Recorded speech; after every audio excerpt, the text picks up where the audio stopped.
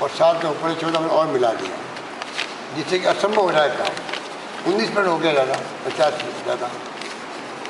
तो आप बताइए किस कठिनाई से 4.5 साल आप देख रहे हो राज्यपाल का मामला था, या उसके बाद में हमने जिस प्रकार से वो लागू किया, फिर रुक गया हाईकोर्ट के अंदर, अब फिर रुका हुआ पड़ा है। तो ये पूरी प्रक्रिया चल रही है। सर, आज सीपी साहब को जनरल सेक्रेटरी बना दिया है कांग्रेस में, और भी कई नई राजस्थान नए परिवर्तन हुए हैं। बहुत बहुत बधाई है, शुभकामनाएं। हमारी नई जिम्मेवारी मिली है, संगठन में काम करके वो जैसा उन्होंने खुद ने कहा है कि मुझे खुशी है कि मुझे जिम्मेवारी मिली, मैं उसको उसी रूप में निभाऊंगा। तो ये स्पिरिट होनी चाहिए हर व्यक्ति के अंदर, हर कार्यकर्ता चाहे कोई पॉलिटिकल पार्टी का हो, उसमें ये स्पिरिट होनी चाहिए कि जो जिम्मेवारी दे सरकार की या संगठन की, उसको आप पूरी ईमानदारी से समर्पित होकर प्रतिबद्ध होकर निभाओ। ये स्पिरिट हर व्यक्ति की होनी चाहिए, हर कार्यकर्ता की होनी चाहिए, हर नेता की होनी चाहिए। दुर्भाग्य जो स्पिरिट होती नहीं है, जैसे आपने देखा गुलाब कटारिया जी यात्रा में निकल रहे थे और हाईकमान ने परमिशन दी उनको, और नेता प्रतिपक्ष अगर ये कहे तो मैं बीजेपी की प्राइमरी मेंबरशिप छोड़ दूंगी अगर इन्होंने यात्रा निकाल दी। तो अब बता दीजिए मुझे कि आज मान लो मुख्यमंत्री रहा हुआ व्यक्ति, केंद्रीय मंत्री रहा हुआ व्यक्ति, हम लोग भी सब पदों पर नहीं, पीसी पेंट रहा हुआ व्यक्ति, उसको जिम्मेवारी मिले या नहीं मिले, पर कोई किसी को जिम्मेवारी मिल रही दूसरे को, तो मैं कहूँ अगर इसको रघु मीणा को आपने कोई जिम्मेवारी दे दी तो मैं भी पार्टी की प्राइमरी मेंबरशिप छोड़ दूँगा या छोड़ दूँगी। इससे बड़ा दुर्भाग्य क्या होगा? जो अपनी पार्टी की नहीं होगी तो आप समझ सकते हो। पहले जब इनको इस्तीफा देने का कहा गया था, जग जाहिर है जब नेता प्रतिपक्ष थे आप, तो आपने इस्तीफा देने का इनकार किया, फिर आपको दबाव में देना पड़ा। अल्टीमेटली उनकी पार्टी अंदरूनी मामला हो सकता है, परंतु नेता प्रतिपक्ष बाद में फिर ये कहे कि साहब मैं तो प्राइमरी मेंबरशिप छोड़ दूँगी पार्टी की। तो जिनकी क्रेडिबिलिटी ये हो प्रदेश के सामने कि हम अपनी राजनीतिक पार्टी से ही इस्तीफा दे देंगे प्राइमरी मेंबरशिप से, जो पार्टी की नहीं होगी तो वो प्रदेश के क्या भला करेंगे, क्या प्रदेश वाले को भला करेंगे। एनडीए पूरा टूट चुका है, क्या असर? तो एनडीए तो पहले भी वो गठबंधन था, वो एक प्रकार मजबूरी का था,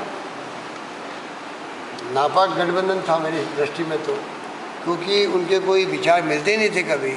जो पार्टियाँ साथ आई थी सत्ता में आने के खाते सब एक हो गए थे, वरना भारतीय जनता पार्टी और जनसंघ से जो पार्टी साथ आई हुई थी इन्होंने हमेशा उनका विरोध किया था जिंदगी भर। तो बाद में ये सब एक हो गए थे, और इन्होंने भी क्या किया, कितना खून खराबा किया प्रदेश और देश के अंदर। तो विचारधारा में बार बार जो रिपीट करता हूँ बात को कि सिद्धांत आपकी नीति और आगे कार्यक्रम, उसको आप अगर देश के सामने रख करके फिर आप अगर सत्ता में आते मान लीजिए, तो मैं मानता वास्तव में आपको मैंडेट मिला है पब्लिक का।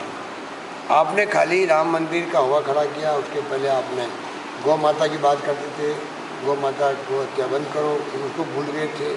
फिर राम मंदिर आंदोलन शुरू किया आपने, फिर बाबरी मस्जिद गिराई आपने, फिर आपने एफिडेविट दूसरा दिया कोर्ट में, जो लंबी कहानी है।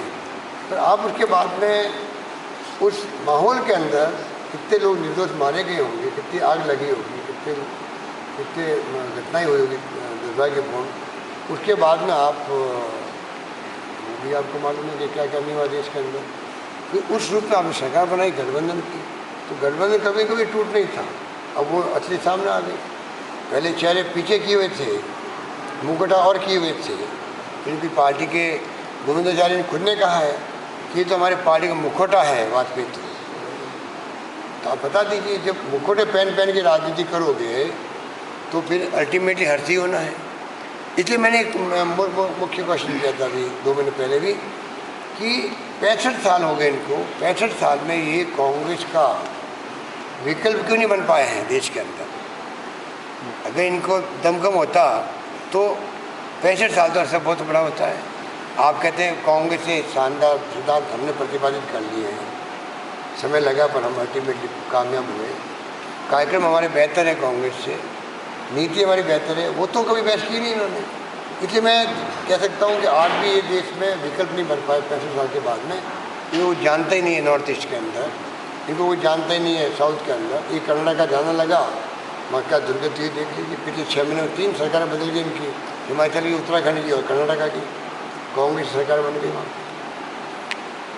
तो सर मोदी जी के आने से क्या आपको लग रहा है हिंदू वोटों का पोलराइजेशन करने की जो टैक चल रहा है उसमें ये सक्सेस होंगे? ये खतरनाक खेल खेल रहे हैं, कभी कामयाब नहीं होंगे, क्योंकि देश की जनता अल्टीमेटली हिंदू भी है, मुस्लिम भी है, सिख भी है, ईसाई भी है, फारसी भी है, जैन भी है, कुछ मतभेद भी हो सकते हैं। अल्टीमेटली इस देश की जनता ने, मैं समझता हूँ, वो जानती है कि देश को एक अखंड रखने के लिए जो नीतियाँ बनाई हुई है गांधी जी के वक्त की, वही नीतियाँ कारगर साबित हो चुकी है।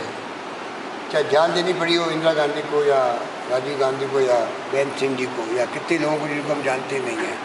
आतंकवाद का मुकाबला किया कामयाबी के साथ, वहाँ भी खालिस्तान के नारे लग रहे थे, अलगाववाद की बातें होती थी।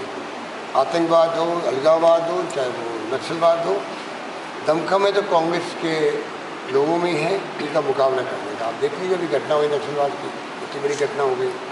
इसलिए मेरा मानना है कि आप कुछ भी कर दीजिए, कितनी बड़ी बातें कर लो, तो देश की जनता अल्टीमेटली जानती है कि रूस जैसा मुल्क जो था हमारा मित्र, दुनिया की माँ ताकत थी, 16 टुकड़े उसके हो गए।